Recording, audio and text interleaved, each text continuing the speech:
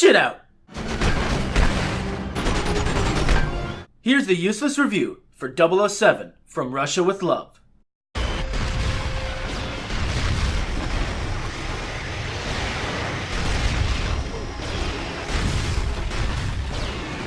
You star Sean Connery's 007 in this third-person shooter where you play through a slightly tweaked version of the 1963 film From Russia with Love.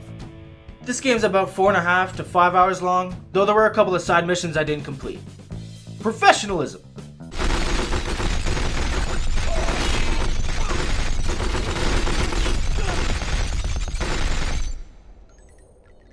Well, let's move on to the gameplay since that's what you'll be doing for most of the game. Wait, what? This is a cover shooter where you take out the bad guys with the lock-on aiming, but it really isn't essential to take cover in this game at all. You either take all the enemies out before you even need to use cover, or there isn't cover around to use when you do want to use it. The AI is actually pretty aggressive in this game, so they're probably just going to push you out of cover anyway. But with such aggressive enemies, thankfully there are some interesting ways to take out your foes. Though this game is mostly a lock-on shooter, you can enter a sort of free aim mode where you can shoot these little circles to kill your enemies, but differently.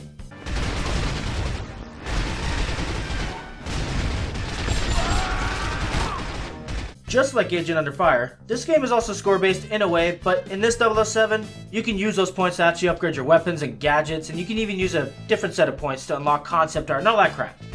The research points you use to upgrade stuff can be found throughout the levels in secret spots, or even found in cases where you do a little QTE to get more points. The more secrets you find, the more bonus levels you have access to. This ain't rocket science, I'm pretty sure you get the point. Another thing you'll be QTEing your way out of is the hand-to-hand combat. Kind of. See, you gotta walk up to them and press the shoot button, and then whatever other button they ask you to press.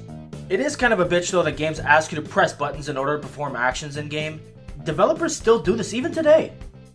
Well, I can't think of a better transition than that for the driving sections.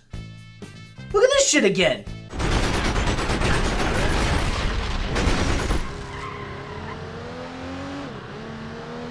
The driving is a bit sensitive, but works well for the most part. You got your machine guns that follow whoever's in front just a bit.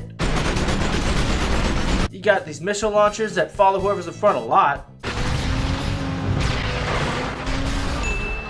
And of course you got these tire spike thingies, which are great. Retake. That covers the driving, so might as well move on to the other crap I forgot to mention, like stealth, which seems to be completely optional from what I noticed. If you get caught, you gotta Rambo your way out of the situation. Well, you know, sharply dressed Rambo, especially with the unlockable clothes. Oh, this transition!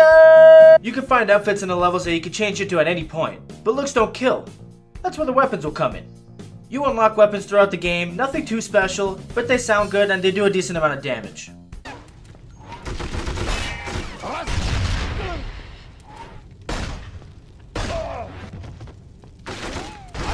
Put you down.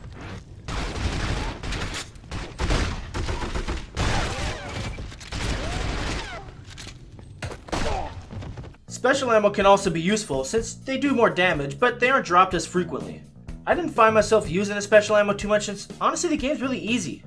Even at the hardest difficulty, they don't do too much damage to you if you're paying attention, not to mention that they give you body armor like you're working at a Salvation Army. From Russia with Love does have some performance issues like slowdown, dialogue cutting out gunfire sounds, and there was one point where the sound pretty much cut out entirely except for random sound effects. But besides that, the game works perfectly.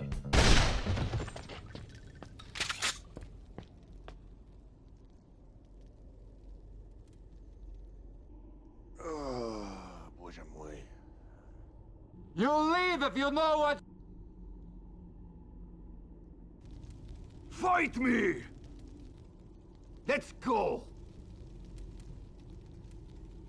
Oh yeah, these highlighted circles right here show you the things you can interact with, and the laser watch is still badass. I'd tell you more about the other gadgets, but no!